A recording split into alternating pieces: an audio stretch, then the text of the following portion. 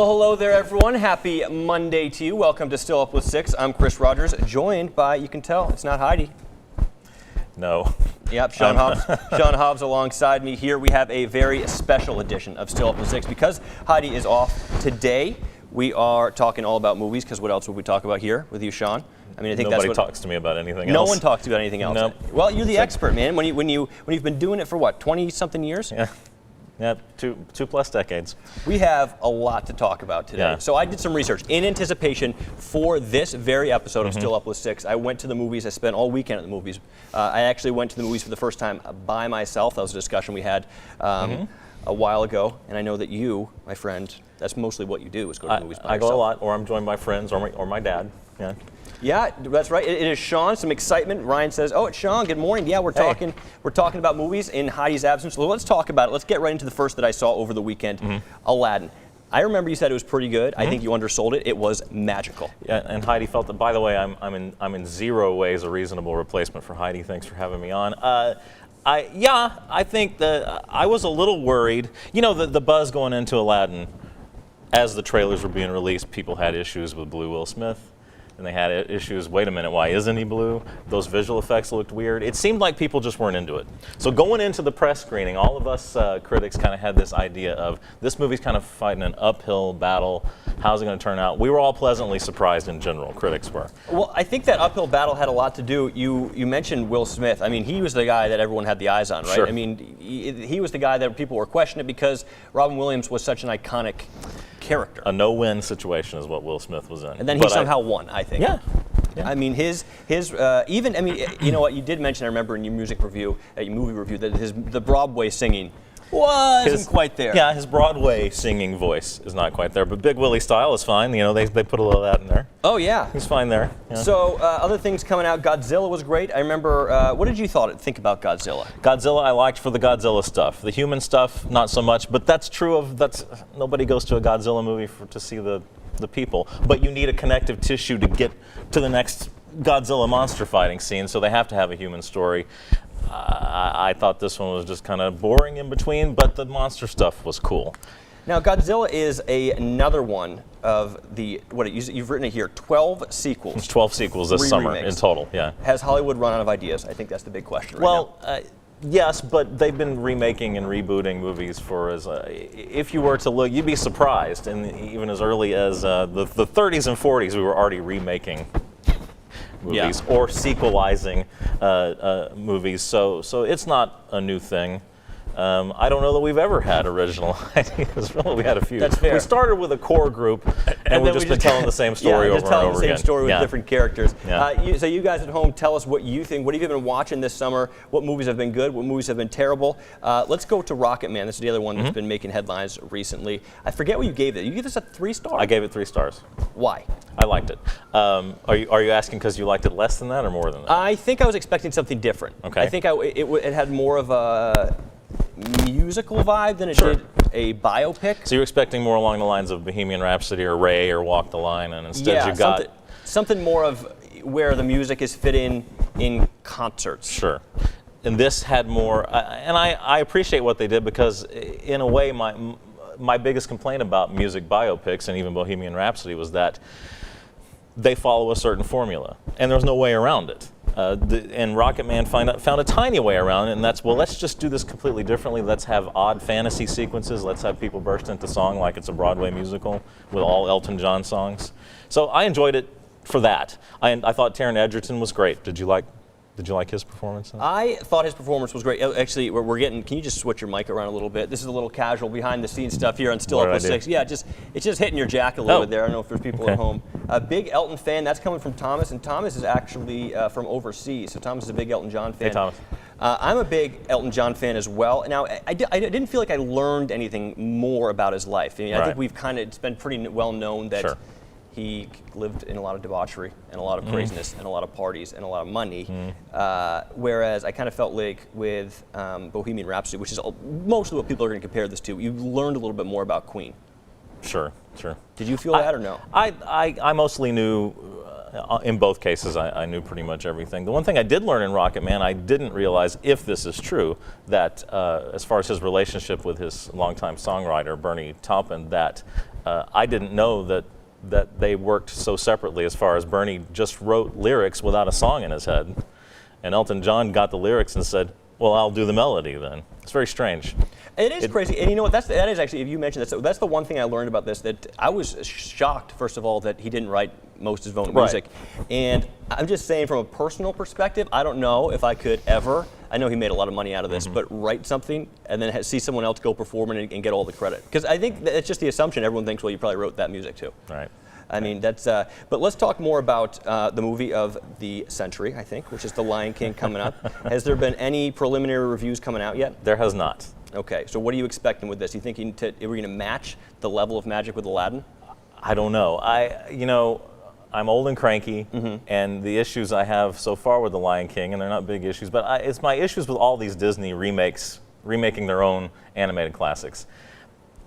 So far, there's been a little vibe of pointlessness to them, even though I've liked them all. Yeah.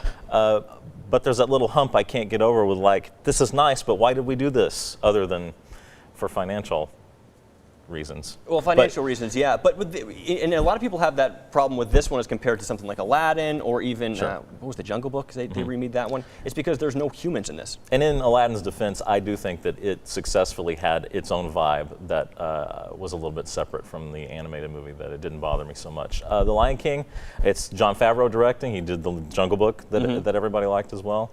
I'm sure it'll be great. The photorealistic animal stuff may take some getting used to at first. It's a little odd to have them open their mouths and start singing, but they look like real lions and warthogs and stuff. But Avengers Endgame has been the biggest movie of this summer of the year, easily, box office-wise. I think Lion King's the only one that stands a chance of even getting close to those kinds of numbers. Oh, I mean, Avengers. That'll be huge. I still haven't seen Avengers. I couldn't dedicate that much research, Sean. I was excited to have you on the show, but I couldn't sit through 3 hours. I'll tell you what, and let me ask you about this, going back to Rocketman. Rocketman did feel a little long to me. It felt like it didn't, it felt the full length, if that makes sense. Do you feel like that too, or no? Not so much. Okay. Not so much. You feel like it moved pretty nicely? Yeah.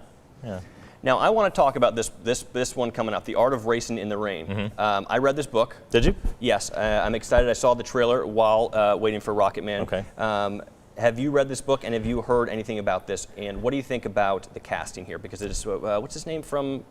Milo Ventimiglia? Yeah. This Is Us. Yeah. Yes. Are you excited? Because I'm excited. I always like, now you can tell me more about this than you probably know more about this than I do. How much of a dog and his human friend movie is this?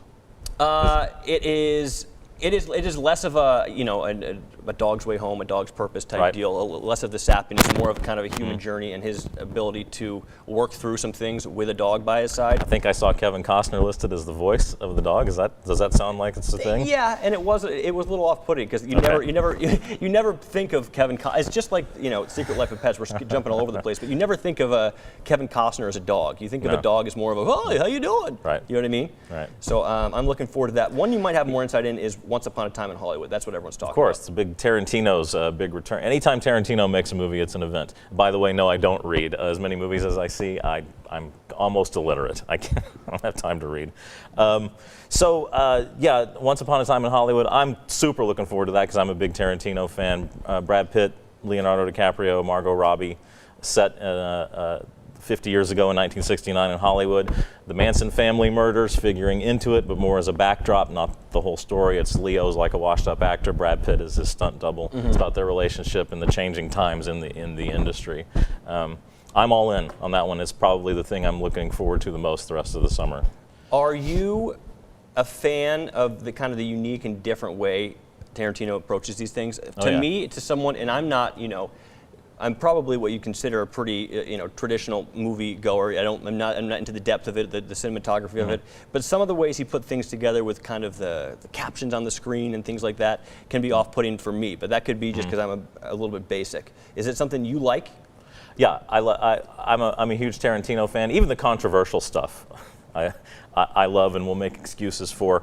I'm just really jazzed when a filmmaker is that alive behind the camera, as far as telling a story and visually as well. And he's always on point.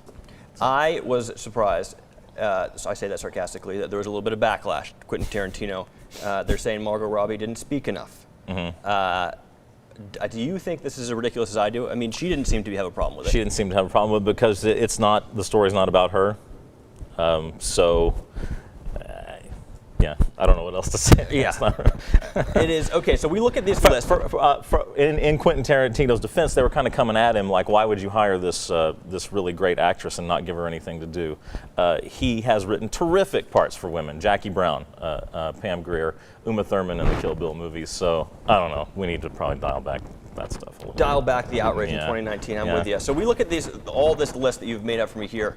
What is the one that you are most excited for, or has it already been in theaters? Is it one that's already come out? Well, Avengers Endgame is the one I've liked the most so far. Toy Story 4, just coming in about a week and a half. Looks great. I have a lot of faith in Pixar. There is that danger I think we all feel, and I felt it going into Toy Story 3 as well. Like, you guys, these have been great. Don't mess it up. Yeah, don't. Yeah, and especially after Toy Story 3 ended so well. Now I think there's a little bit of fear, like, guys.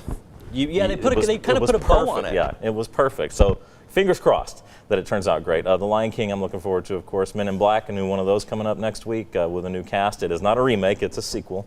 Spider-Man, new Spider-Man movie.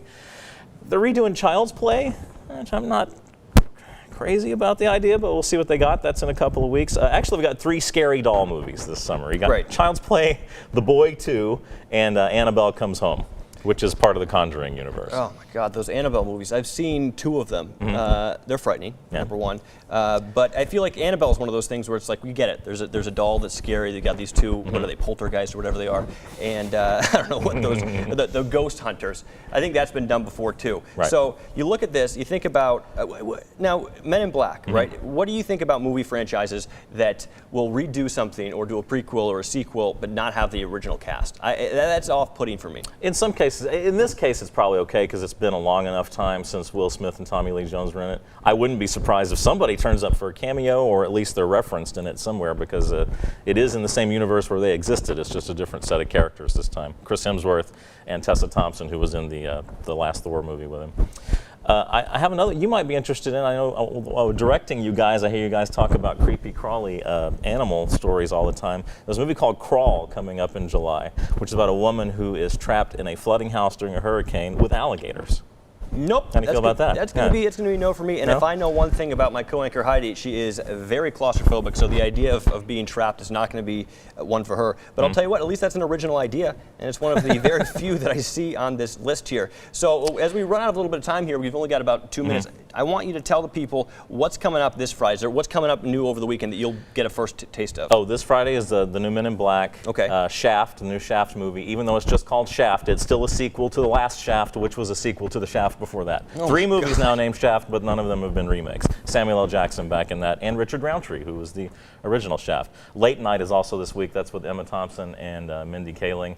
And I'm not sure yet if the zombie comedy The Dead Don't Die, which has Bill Murray and Adam Driver, a whole bunch of people, is going to open in this area yet. It's opening in some cities this weekend.